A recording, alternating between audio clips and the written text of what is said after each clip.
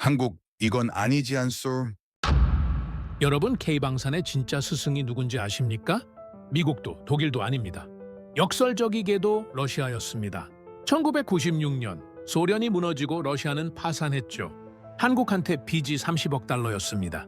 현금이 없었어요. 그때 모스크바 회의실에서 결정이 납니다. 무기로 갚자. 그런데 이 사람들이 다운그레이드를 안 한답니다. 상식적으로 말이 됩니까? 수출용은 내수용과는 다르게 저가형이거든요. 하지만 그조차도 비용 문제로 손도 대지 못했습니다. T-82 전차를 내수용 그대로 준다고요? 당시 러시아 반응은 간단했죠. 한국이 저걸 뭘 알아? 그렇게 러시아는 비용 절감하려고 최고 기술을 턱하고 넘겼습니다. 단순한 실수였을까요? 아닙니다.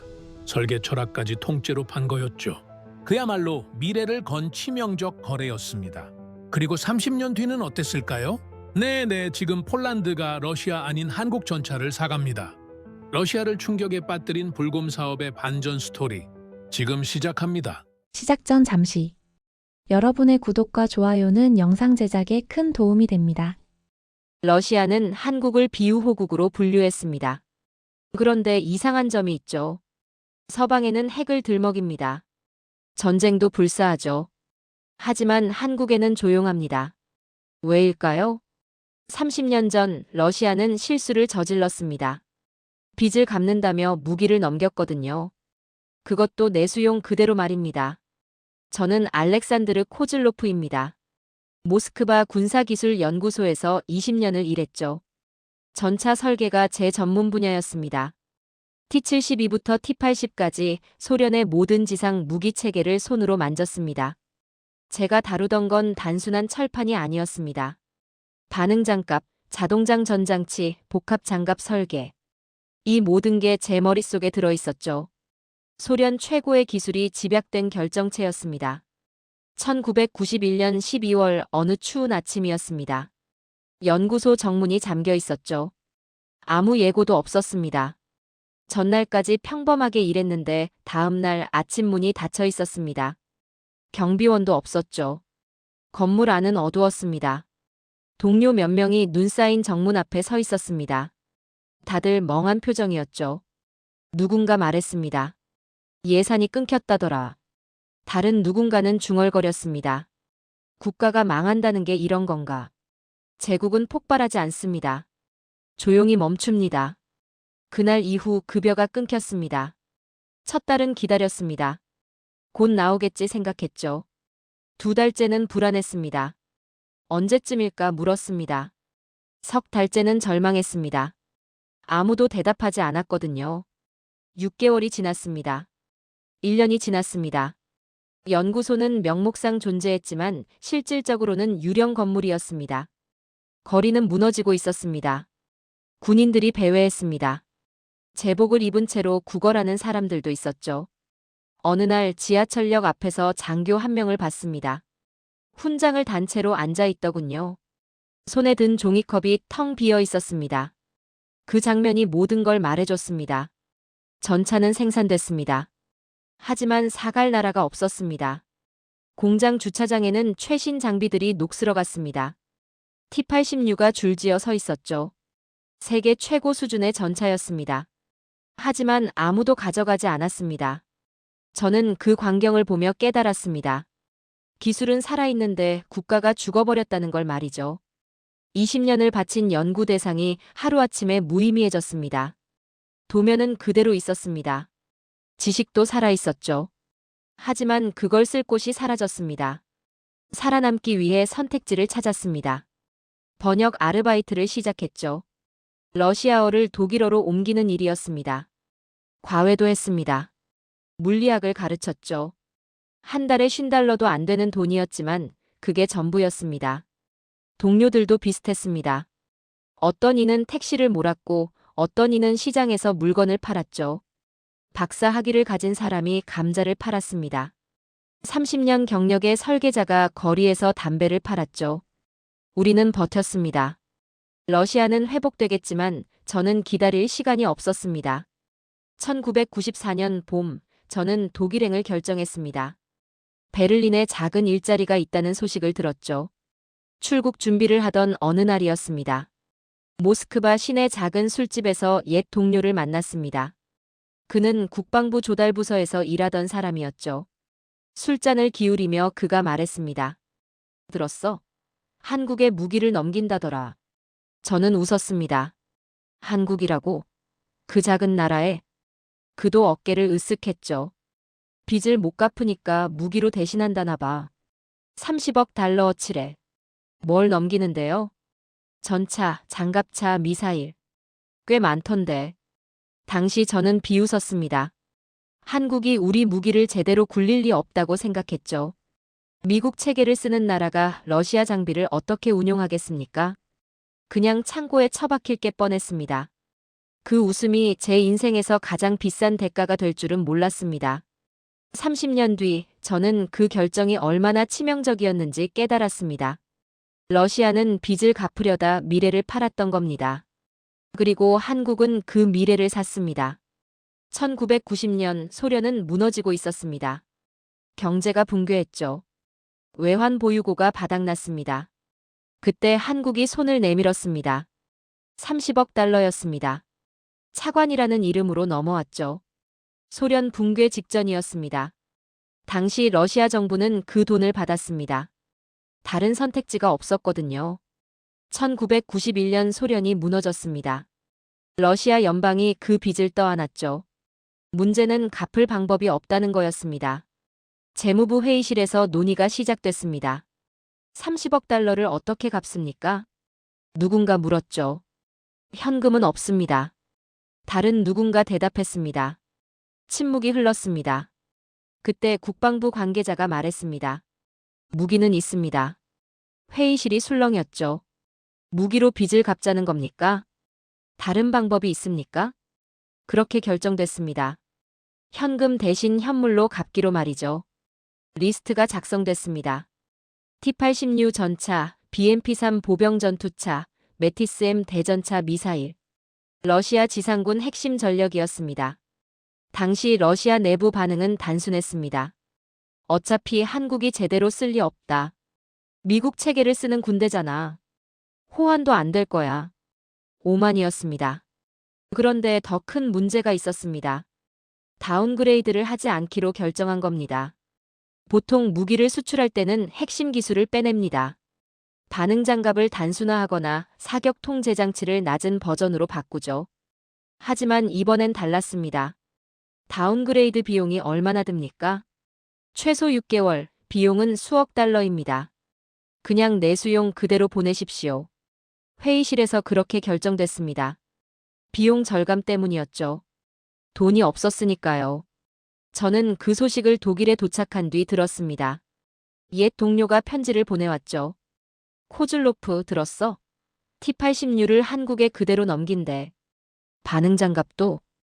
응, 전부 그대로래. 자동장 전장치도? 그것도 그대로. 저는 놀랐습니다. T-86는 러시아 최고 수준의 전차였거든요. 가스터빈 엔진으로 시속 70km를 냈습니다. 자동장 전장치로 분당 8발을 쏠 수 있었죠. 반응 장갑은 대전차 미사일을 무력화시켰습니다. 이게 내수용 그대로 넘어간다는 겁니까? BMP-3도 마찬가지였습니다. 100mm 포와 30mm 기관포를 동시에 장착한 괴물이었죠. 수상주행이 가능했습니다. 이것도 그대로 넘어갔습니다. 메티스-M 미사일은 더 심각했습니다. 탑어택 방식이었거든요.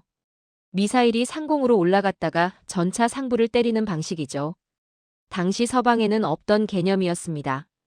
이 모든 게 한국으로 향했습니다. 1996년부터 1997년까지 선적됐죠. 전차 33대, 보병 전투차 33대, 미사일 수백 발. 저는 그때 생각했습니다. 한국이 저걸 굴릴 수 있을까? 미국식 교리를 쓰는 군대가 러시아 장비를 이해할까? 대부분 그렇게 생각했습니다. 창고에 처박히거나 시험만 하다 끝날 거라고요. 하지만 우리는 한 가지를 간과했습니다. 무기는 단순한 쇳덩이가 아니라는 걸 말이죠. 그 안에는 철학이 들어있었습니다. 러시아식 전장 사고방식, 설계 개념, 전술 운용법. 이 모든 게 함께 넘어갔던 겁니다. 우리는 빚을 갚았다고 생각했습니다. 하지만 실제로는 미래를 내줬습니다. 30년 뒤 그 대가를 치르게 될 줄은 몰랐죠. 폴란드가 한국에서 전차 1,000대를 주문했을 때 러시아는 아무 말도 하지 못했습니다. 그 전차 안에 러시아의 철학이 녹아 있다는 걸 알았으니까요. 우리가 넘긴 철학을 한국이 진화시켰던 겁니다. 그 무시는 30년 뒤 청구서가 되어 돌아왔습니다. 1996년 장비가 한국에 도착했습니다.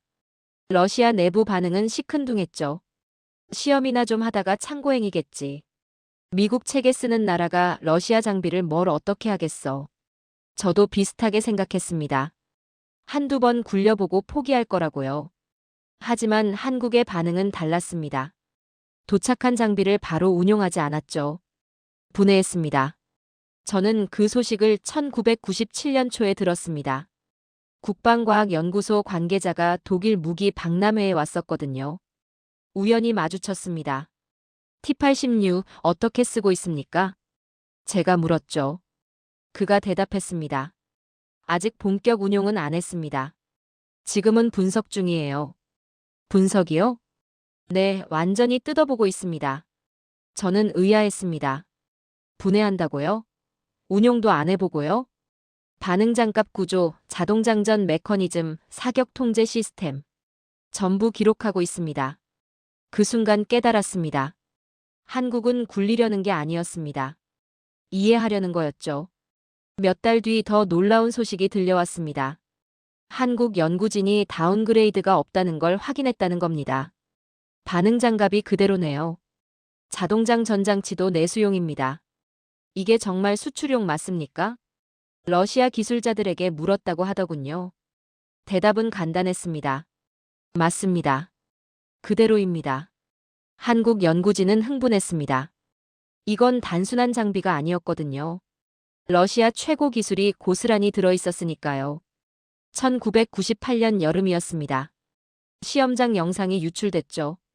비공식 루트로 러시아 군부에 흘러들어왔습니다. 저도 그 영상을 봤습니다. T-86가 움직이고 있었습니다. 속도가 놀라웠죠. 46톤짜리 전차가 마치 춤을 추듯 움직였습니다. 급가속, 급정거, 급선회. 가스터빈 엔진 특유의 폭발력이 그대로 드러났죠. 그 다음 장면이 더 충격이었습니다. 수중도하였습니다. 강을 그대로 건넜죠. 잠수해서 말입니다. 4m 깊이를 아무렇지 않게 통과했습니다. 미군 M1A1은 그게 안 됐거든요. 화력 시험도 있었습니다. 자동장 전장치가 작동했죠. 분당 8발. 쉬지 않고 쏘아댔습니다. 명중률도 높았습니다. 러시아 군부는 술렁였습니다. 한국이 저걸 제대로 굴리네. 운용 수준이 예상보다 높아. 전술 이해도가 상당한데? 저는 그때 처음 불안했습니다. 한국이 단순히 장비를 받은 게 아니라는 걸 느꼈거든요. 그들은 러시아식 전장 개념을 학습하고 있었습니다. 1999년 초 더 이상한 일이 벌어졌습니다. 미국이 한국에 질문하기 시작했던 겁니다. T-86 반응장갑 구조가 어떻게 됩니까? 자동장전 신뢰도는 어느 정도입니까? 수중도와 운용 매뉴얼을 공유할 수 있습니까? 관계가 역전됐습니다. 원래는 미국이 한국에게 기술을 주는 관계였죠. 그런데 이번엔 미국이 묻고 있었습니다. 러시아 장비에 대해서 말이죠. 한국이 가진 정보를 미국이 원했던 겁니다. 저는 그 소식을 듣고 전율했습니다. 미국이 러시아에게 직접 묻지 않고 한국에게 물었다는 게 무슨 의미인지 알았으니까요. 한국이 더 정확하게 분석했다는 뜻이었습니다. 러시아는 장비를 만들었지만 한국은 그걸 해부했던 겁니다. 2000년대 초반 한국 방산업체들이 움직이기 시작했습니다. K2 전차 개발이 본격화됐죠. 요구 성능이 공개됐습니다. 자동장 전장치, 고속기동, 강력한 화력. 저는 그 스펙을 보고 깨달았습니다. T-86가 기준선이 됐다는 걸 말이죠. 한국은 러시아 수준을 넘어서려 하고 있었습니다. 그때 처음 두려움을 느꼈습니다. 한국은 배우는 속도가 정상이 아니었거든요. 고철이라 생각한 물건이 교과서였던 겁니다. 러시아는 무기를 팔았다고 생각했습니다. 하지만 실제로는 교육을 시킨 거였죠. 그것도 최고 수준으로 말입니다. 미국이 우리에게 묻는 날이 올 줄은 몰랐습니다. 그 순간 판이 뒤집혔습니다. 시험장에서는 승리의 냄새가 났습니다. 하지만 부대에서는 달랐죠. 땀과 공포의 냄새가 났습니다. 2000년 여름, 저는 한국을 방문할 기회가 있었습니다. 독일 방산업체 자문 역할이었죠. 그때 한국군 부대를 방문했습니다. BMP-3가 배치된 곳이었습니다. 도착하자마자 느꼈죠. 분위기가 이상했습니다. 연구소 사람들은 흥분해 있었습니다. 성능이 놀랍습니다. 수상주행이 실제로 됩니다. 화력도 압도적이에요. 하지만 현장 병사들은 달랐습니다. 지쳐 있었죠. 한 부사관이 조용히 말했습니다. 저거 찜통이에요. 찜통이요? 네, 여름엔 못합니다. 저는 이해하지 못했습니다. BMP-3는 소련 최고 보병 전투차였거든요. 그가 설명했습니다. 한국 여름을 아십니까? 습도가 80% 넘어요. 탑승 공간 온도가 50도까지 올라갑니다. 10분 앉아 있으면 열사병 걸려요. 실제로 사고가 있었다고 했습니다. 훈련 중 병사 한 명이 쓰러졌다고요. 의무대로 이송됐다더군요. 부대에서는 별명을 붙였습니다. BMP? 아니에요, 찜통이에요. 훈련 시간을 바꿨습니다. 새벽이나 야간으로만 운용했죠. 전력 운용 계획이 흔들렸습니다. 낮에는 못 쓰는 장비였으니까요. 한국의 여름은 러시아가 설계하지 못한 전장이었습니다. 더 큰 문제가 있었습니다. 부품이었죠. 몰트 하나가 고장났습니다. 교체하려니 문제가 생겼습니다. 규격이 달랐거든요. 러시아 규격이었습니다. 한국에는 없었죠. 정비병이 말했습니다. 주문해야 합니다. 얼마나 걸립니까? 러시아까지 가야 해서요. 3개월은 걸릴 겁니다. 볼트 하나 때문에 3개월이었습니다. 게스킷도 마찬가지였습니다. 전기 부품도 그랬죠. 모든 게 러시아 규격이었습니다. 국내에서는 조달이 불가능했습니다. 한 대가 멈추면 부대 전체가 흔들렸습니다. 전차도 비슷했습니다. T-86 엔진 부품이 고장났습니다. 가스터빈 특수 부품이었죠. 주문했습니다. 6개월 걸렸습니다. 그 사이 전차는 서 있었습니다. 부대는 선택했습니다. 돌려막기였죠. 한 대를 희생시켜 다른 한 대를 살렸습니다. 이 전차에서 부품 빼서 저 전차에 넣으세요. 정비관이 지시했습니다. 살아있는 전차를 죽여서 죽은 전차를 살렸습니다. 잔인했습니다. 하지만 달리 방법이 없었죠. 그 과정에서 일어난 일이 있었습니다. 정비관들이 구조를 외웠습니다. 매뉴얼 없이도 분해할 수 있게 됐죠. 손으로 구조를 느꼈습니다. 러시아 설계자보다 더 잘 알게 됐습니다. 고통이 학습이 된 겁니다. 부대 내부에서는 불만이 터졌습니다. 이걸 왜 들여왔습니까? 굴리지도 못할 장비를 왜 받았어요? 상층부는 뭐 하는 겁니까? 현장 사기가 떨어졌습니다. 사고 위험이 커졌죠. 장비 도입을 추진한 사람들에 대한 원망이 쌓였습니다. 저는 그 광경을 보며 생각했습니다. 한국은 포기하겠구나. 이 정도면 창고에 처박을 거야. 하지만 틀렸습니다. 한국은 멈추지 않았죠. 어느 날 한 장교가 말했습니다. 우리가 적응하는 수밖에 없습니다. 장비를 바꿀 수 없으면 우리가 바뀌어야죠. 냉방 장치를 추가했습니다. BMP-3 내부에 임시 냉각 시스템을 만들었습니다. 부품 창고를 확대했습니다. 6개월치를 미리 주문해 쌓아뒀죠. 정비 교육을 강화했습니다.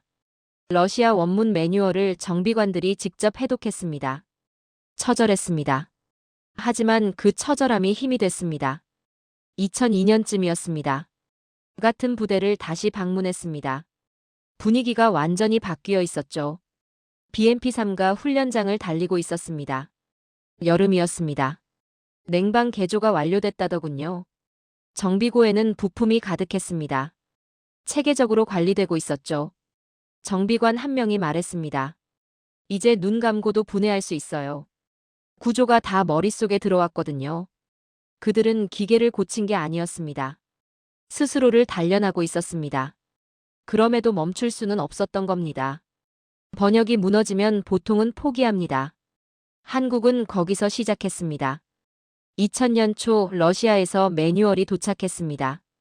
정비 교범이었죠. 수천 페이지였습니다. 전부 러시아어였습니다. 한국군은 번역을 시작했습니다. 민간 업체에 맡겼죠. 문제는 그 다음이었습니다. 번역본이 도착했습니다. 현장에서 펼쳐봤죠. 정비관 한 명이 고개를 갸웃했습니다. 이게 뭡니까? 규정 토크로 조이라는데요. 다른 정비관이 원문을 확인했습니다. 아닙니다. 부드럽게 달래서 넣으시오라고 나와 있어요.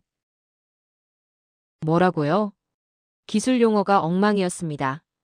토크 값이 부드럽게로 번역됐습니다. 체결이 달래기가 됐죠. 냉각수가 차가운 물이 됐습니다.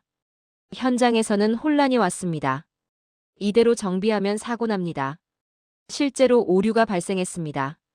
잘못된 번역 때문에 부품을 잘못 조립한 겁니다. 다행히 시운전 전에 발견됐죠. 부대는 결정했습니다. 번역본을 버렸습니다. 원문을 보기로 했죠. 정비관들이 러시아어 사전을 샀습니다. 밤마다 해독했습니다. 한 줄 이해하는데 하루가 걸렸습니다. 하지만 멈추지 않았죠. 노트에 적었습니다. 단어 하나하나를 필기했습니다. 문장 구조를 분석했죠. 2001년 저는 그 노트를 봤습니다. 정비관 한 명이 보여줬거든요. 놀라웠습니다. 러시아어 원문이 빼곡했습니다. 옆에 한글로 해석이 적혀 있었죠. 이거 혼자 하신 겁니까? 제가 물었습니다. 네, 매일 2시간씩 공부했습니다. 왜 이렇게까지 합니까? 틀리면 사람이 죽으니까요. 그 대답에 할 말이 없었습니다. 더 큰 문제도 있었습니다. 교육이었죠. 러시아에서 교관이 왔습니다. T-86 운용 교육이었습니다. 통역이 필요했죠. 문제는 통역 과정이었습니다. 러시아어를 영어로 통역했습니다. 그 영어를 다시 한국어로 통역했죠. 3중 통역이었습니다. 한 문장이 3번 죽었습니다. 러시아 교관이 말했습니다. 엔진 과열 시 즉시 정지하고 냉각수 압력을 확인하세요. 러시아 다시 영어 통역이 옮겼습니다. 엔진이 뜨거우면 멈추고 물을 봐요. 영어 다시 한국어 통역이 다시 옮겼습니다. 엔진 온도 높으면 조심하세요. 핵심이 다 날아갔습니다. 교육이 무의미했죠. 현장에서는 분노가 쌓였습니다. 저러다 사고 나겠어요. 대체 뭘 배우라는 겁니까? 교육 효율이 붕괴했습니다. 그런데 전환점이 왔습니다. 한 병장이 말했습니다. 통역 말고 손을 보겠습니다. 러시아 교관이 시범을 보였습니다. 병장은 통역을 듣지 않았죠. 교관의 손만 봤습니다. 도구 사용 순서를 외웠습니다. 작업 동선을 복제했죠. 몸으로 배운 겁니다. 다른 병사들도 따라했습니다. 통역을 무시했습니다. 교관의 동작만 집중했죠. 손동작, 공구각도, 힘 조절. 전부 눈으로 훔쳤습니다. 러시아 교관이 놀랐습니다. 통역도 없이 배우고 있었으니까요. 그가 저에게 말했습니다.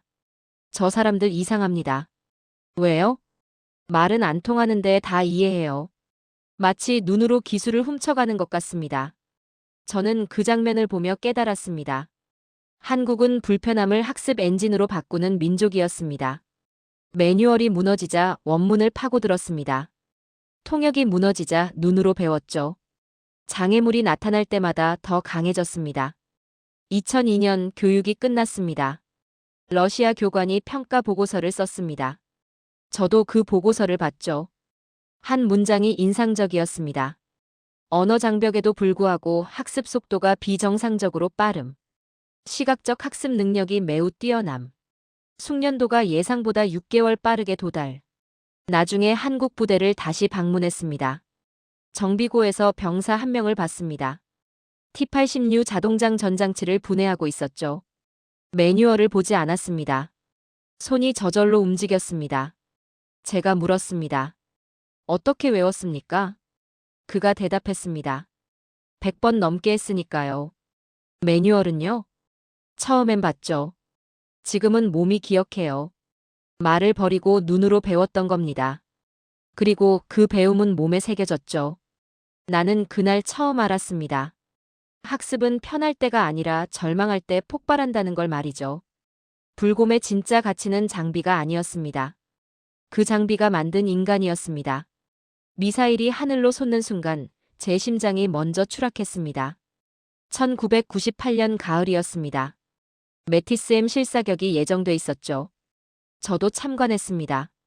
독일 방산업체 초청으로 온 거였습니다. 시험장에는 긴장감이 흘렀습니다. 표적은 패전차였죠. 약 2km 거리였습니다.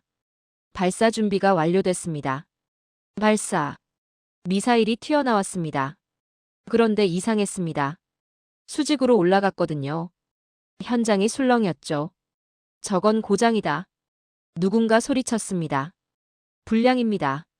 다른 사람도 외쳤죠. 저도 놀랐습니다.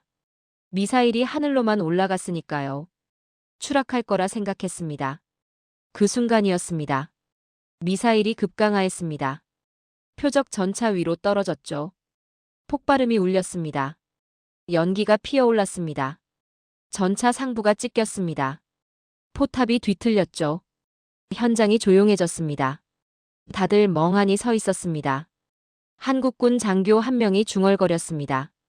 상부를 찢었습니다. 정면이 아니었어요. 그 말이 모든 걸 설명했습니다. 탑어택이었습니다. 전차의 약점은 상부입니다. 정면 장갑은 두껍지만 위는 얇죠. 메티스M은 그걸 노렸던 겁니다. 하늘로 올라가서 위에서 때리는 방식이었습니다. 저는 전율했습니다. 러시아식 전쟁은 단순했습니다. 막히면 돌아가서 찌르는 겁니다. 정면이 강하면 측면을 노립니다. 측면도 막히면 상부를 때리죠. 한국군은 그 철학을 목격했습니다. 회의가 열렸습니다. 대전차 전술 논의였죠. 정면 돌파가 답이 아닙니다. 약점을 찌르는 게 핵심이에요. 우리도 탑어택 방식을 연구해야 합니다. 나중에 현궁이 나왔습니다. 한국형 대전차 미사일이었죠. 탑어택 방식이었습니다. 메티스M의 DNA가 들어있었습니다. 하지만 문제는 계속됐습니다. T-86 운용이 한계에 부딪혔거든요. 성능은 압도적이었습니다. 기동력, 화력, 방호력 모두 최고 수준이었죠. 하지만 유지가 지옥이었습니다. 부품 문제는 해결되지 않았습니다. 정비 시간은 계속 늘어났죠. 교범 문제도 남아 있었습니다. 통역은 여전히 불완전했습니다. 현장에서는 회의가 커졌습니다. 이 야수를 계속 굴려야 합니까? 비용 대비 효율이 너무 낮아요. 차라리 미국 장비가 낫지 않습니까? 장교들 사이에서도 의견이 갈렸습니다. 포기해야 합니다. 아닙니다. 배울 게 많아요. 격론이 벌어졌죠. 그런데 이상한 일이 일어났습니다. 반대편에서 목소리가 나왔거든요. 연구소였습니다. T-86 수준을 넘어야 합니다. 그게 우리 목표여야 해요. 현장은 반발했습니다. 굴리지도 못하는 장비를 넘는다고요? 먼저 제대로 운용이나 합시다. 하지만 연구소는 고집했습니다. 운용은 현장 문제입니다. 우리는 개발이 목표예요. T-86가 기준선입니다.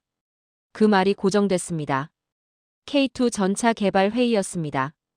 요구 성능이 논의됐죠. 자동장 전장치 필수입니다. 기동력은 T-86 수준 이상이어야 해요. 화력도 125mm 이상으로 가야 합니다. 현장 반대가 있었습니다. 자동장전은 위험합니다. 정비가 복잡해요. 검증도 안 됐잖습니까? 하지만 연구소는 물러서지 않았습니다. 러시아가 했으면 우리도 합니다. 그들이 기준이에요. 우리도 저 수준을 넘어야 합니다. K-21 보병 전투차도 마찬가지였습니다. 수상 주행 가능해야 합니다. 100mm급 화력 필요해요. 기동성은 BMP-3 이상이어야 합니다. 모든 기준이 올라갔습니다. 러시아 장비가 기준선이 된 겁니다. 저는 그 회의를 참관했습니다. 초청받아 자문을 했죠. 회의 후 한 연구원이 말했습니다. 코즐로프 박사님 감사합니다. 뭐가요? 러시아가 기준을 줬습니다. 이제 우리는 그걸 넘으면 돼요. 그 순간 저는 깨달았습니다. 러시아는 무기를 준 게 아니었습니다. 전쟁을 바라보는 방식을 넘겼던 겁니다. 그리고 한국은 그 방식을 개량하려 들고 있었죠. 이게 진짜 위험이었습니다. 장성 한 명이 말했습니다. 우리도 저 수준을 넘어야 한다. 그 문장이 수렴점이었습니다. 현장도 연구진도 장성도 모두 같은 결론이었죠. 고통스러워도 멈출 수 없었습니다. 그들은 이제 넘어설 준비를 했습니다. 그때 나는 처음 두려워졌습니다. 한국은 배우는 속도가 정상이 아니었으니까요. 나는 그때까지 무기를 복제한 나라는 많이 봤습니다. 하지만 설계 철학을 해부하고 다시 조립한 나라는 한국이 처음이었죠. 2005년쯤이었습니다. K2 전차 개발이 본격화됐습니다. 저는 자문 요청을 받았죠. 독일 회사를 통해서였습니다. 회의실에 들어갔습니다. 한국 연구진이 있었죠. 프레젠테이션이 시작됐습니다. 첫 장부터 놀라웠습니다. 서방식과 러시아식의 통합. 제목이 그랬습니다. 발표자가 말했습니다. 우리는 선택하지 않기로 했습니다. 둘 다 가져가려고 해요. 저는 웃음이 나왔습니다. 불가능합니다. 제가 말했죠. 서방과 러시아는 완전히 다른 철학이에요. 정밀과 거침, 전자와 기계, 안전과 공격성. 물과 기름입니다. 연구원이 대답했습니다. 그래서 둘 다 필요합니다. 저는 고개를 저었습니다. 하지만 그들은 진지했죠. 환경과 목적이 다를 뿐입니다. 둘 다 맞아요. 우리는 둘 다 가져갈 겁니다. 자동장 전장치 논의가 시작됐습니다. 여기서 진짜 분기점이 나왔죠. 러시아식 장점이 분석됐습니다. 승무원 3명으로 줄어듭니다. 차체가 소형화되죠. 기동성이 극대화됩니다. 하지만 치명적 단점도 있었습니다. 탄약이 승무원 옆에 있습니다. 피격 시 유폭 위험이 크죠. 포탑이 분리될 수 있습니다. 저는 그 위험을 설명했습니다. 우크라이나 전쟁에서 증명됐습니다. 러시아 전차들이 포탑이 날아갔어요. 자동장전 때문이었죠. 연구진이 고개를 끄덕였습니다. 알고 있습니다. 그래서 재설계합니다. 어떻게요? 자동장전은 유지합니다. 하지만 탄약 배치를 바꿔요. 도면이 펼쳐졌습니다. 탄약이 포탑 후방으로 이동했습니다. 격리 구조가 추가됐죠. 장갑으로 분리됐습니다. 저는 도면을 들여다봤습니다. 정교했습니다. 러시아 방식을 이해했고 약점을 보완했죠. 이건 모방이 아닙니다. 제가 말했습니다. 진화네요. 연구원이 웃었습니다. 배운 걸 써먹는 겁니다. K2 최종 설계가 공개됐습니다. 러시아의 기동 철학이 들어갔습니다. 자동장전, 고속기동, 강력한 엔진이었죠. 하지만 서방의 전자 시스템도 있었습니다. 사격 통제, 열 영상, 통신 체계였습니다. 그리고 안전 설계가 추가됐습니다. 탄약 격리, 블로아웃 패널, 생존성 강화였죠. 이건 러시아도 아니었습니다. 미국도 아니었죠. 새로운 것이었습니다. K21도 마찬가지였습니다. BMP-3가 없었다면 불가능한 요구 성능이었죠. 수상주행은 기본이었습니다. 화력도 강력했습니다. 기동성도 뛰어났죠. 하지만 거기서 멈추지 않았습니다. 전자장비가 대폭 강화됐습니다. 네트워크 체계가 들어갔죠. 병사 안전도 고려됐습니다. 냉방 시스템이 기본으로 장착됐습니다. 러시아는 기준을 줬습니다. 한국은 기준을 올렸죠. 2010년 K2 양산이 시작됐습니다. 저는 시험 영상을 봤습니다. 놀라웠죠. 기동력은 T-80U를 넘어섰습니다. 화력은 더 정확했습니다. 방호력도 우수했죠. 그런데 가장 놀라운 건 따로 있었습니다. 신뢰도였습니다. 고장률이 낮았죠. 정비 시간도 짧았습니다. 러시아 전차의 고질병이 해결된 겁니다. 저는 그때 깨달았습니다. 한국은 러시아를 따라잡으려 하지 않았습니다. 러시아를 지나쳐 다른 길로 가고 있었던 겁니다. 2014년 폴란드 입찰이 있었습니다. 전차 도입이었죠. 러시아가 참여했습니다. 한국도 참여했습니다. 결과는 명확했습니다. 폴란드는 한국을 선택했죠. K2 180대였습니다. 나중에 1000대로 늘어났습니다. 러시아는 아무 말도 하지 못했습니다. 할 말이 없었으니까요. 폴란드 국방부 관계자가 말했습니다. K2는 러시아 철학을 이해하고 있습니다. 하지만 러시아 약점은 없어요. 이게 우리가 원하는 전차입니다. 저는 그 말을 듣고 전율했습니다. 스승을 이기는 방법을 깨달았으니까요. 스승을 부정하는 게 아닙니다. 이해한 뒤 넘어서는 겁니다. 그리고 한국은 그 가장 어려운 방식을 택했던 거죠. 러시아는 무기를 줬습니다. 하지만 한국은 그 안에 철학을 뽑아냈습니다. 그리고 진화시켰죠. 30년 전 우리가 비웃었던 그 나라가 이제 우리를 넘어서고 있었습니다. 30년 전 한국은 빚을 준 나라였습니다. 30년 뒤 세계는 한국의 선택을 기다리고 있습니다. 2022년 2월 우크라이나 전쟁이 터졌습니다. 러시아 전차들이 진격했죠. T-72, T-80, T-90. 러시아 기갑의 자존심이었습니다. 하지만 결과는 참혹했습니다. 전차들이 불탔습니다. 포탑이 날아갔죠. 자동장 전장치의 약점이 그대로 드러났습니다. 세계가 충격받았습니다. 러시아 기갑 신화가 무너졌으니까요. 그런데 동시에 다른 깨달음이 왔습니다. 전차가 필요하다는 겁니다. 지금 당장 대량으로 말이죠. 유럽이 움직였습니다. 전차를 확보해야 합니다. 독일에 물었습니다. 레오파르트 2 언제 납품 가능합니까? 대답이 돌아왔습니다. 5년 걸립니다. 너무 느렸습니다. 미국에도 물었습니다. 에이브람스는요? 정치적 승인이 필요합니다.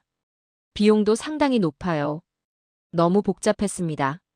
그리고 모두 같은 이름을 떠올렸습니다. 한국이었죠. 폴란드가 먼저 움직였습니다. K2 1000대 계약이었습니다. 세계가 놀랐죠. 1000대요? 한국이 그걸 만들 수 있습니까? 한국의 대답은 간단했습니다. 가능합니다. 언제부터요? 지금 당장입니다. 생산 속도가 달랐습니다. 독일은 연간 50대였습니다. 한국은 연간 200대였죠. 가격도 달랐습니다. 레오파르트는 대당 1,500만 달러였습니다. K2는 대당 850만 달러였죠. 그리고 가장 중요한 차이가 있었습니다.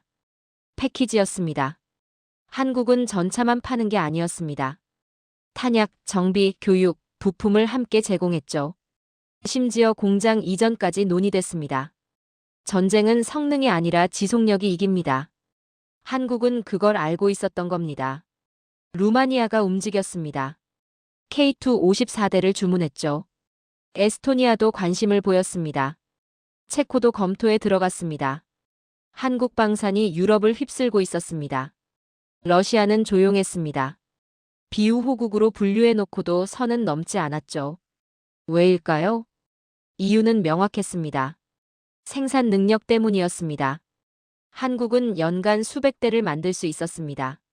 러시아는 그게 안 됐죠. 기술력도 문제였습니다.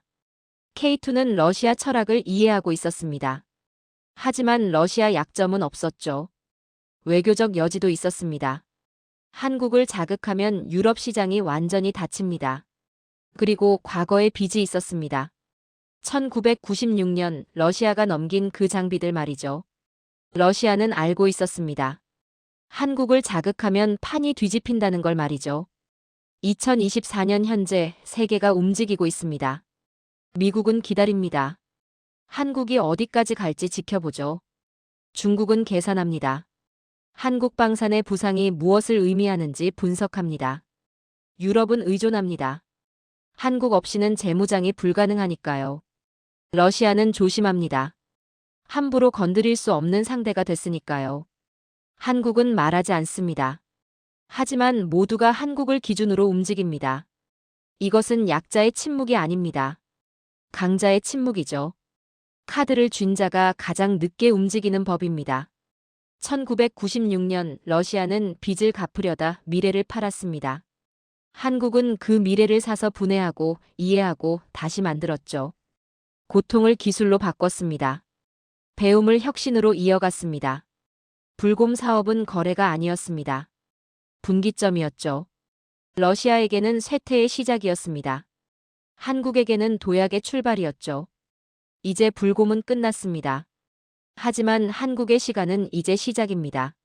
30년 전 우리가 넘긴 상자 하나가 세계 질서를 바꾸고 있습니다. 그리고 러시아는 조용히 지켜볼 수밖에 없습니다. 지금까지 긴 영상 시청해주셔서 감사합니다. 내일 더 멋진 이야기로 찾아뵙겠습니다. 감사합니다.